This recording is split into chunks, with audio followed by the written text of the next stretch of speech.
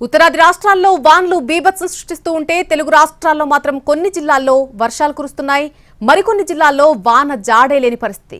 అల్పపీడన ప్రభావంతో వచ్చే వారం రోజుల పాటు రెండు రాష్ట్రాల్లో విస్తారంగా వర్షాలు కురుస్తాయని అంచనా వేస్తున్నారు వాతావరణ శాఖ నిపుణులు.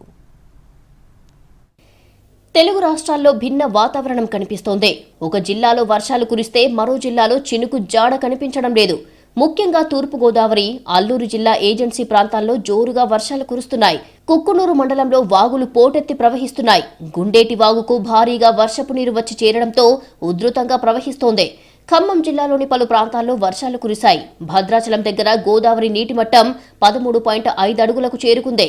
వాగులు పొంగడంతో పలు ప్రాంతాలకు రాకపోకలు నిలిచిపోయాయి. అల్లూరు జిల్లా రంపచోడవరం ఏజెన్సీ ప్రాంతంలోనూ ఎడతెరిపిలేని వాన కురిసింది. రంపచోడవరం వైపు రాకపోకలు నిలిచిపోయాయి. అటు దేవీపట్నం మండలంలో వాగులు వంకలు పొంగి పొర్లుతున్నాయి. అల్లూరు జిల్లాలో ఇలా ఉంటే అనంతపురం జిల్లాలో పరిస్థితి మరోలా ఉంది. సింగనమలలో వర్షాల కోసం కప్పలకు పూజలు చేస్తున్నారు స్థానికులు. ఓ కుండలో కప్పలను ఉంచి వీధుల్లో భజన చేస్తూ ఊరేగిస్తున్నారు. వర్షాలు లేక పంట పొలాలు ఎండిపోతున్నాయని వాపోతున్నారు రైతులు. వానలు పడాలని వరుణదేవుణ్ణి ప్రార్థిస్తున్నారు. ఇటు తెలంగాణలోనూ ఆశించిన స్థాయిలో వర్షాలు కురవడం లేదు. జూలై 15 నుండి 22 వరకు వరుసగా 2 అల్పపీడనాలు ఏర్పడే అవకాశం ఉందని వాతావరణ నిపుణులు అంచనా వేస్తున్నారు.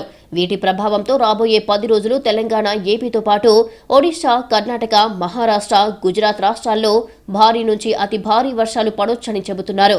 ఇప్పటికే ఉత్తరాది రాష్ట్రాల్లో వాన విలయం కొనసాగుతోంది.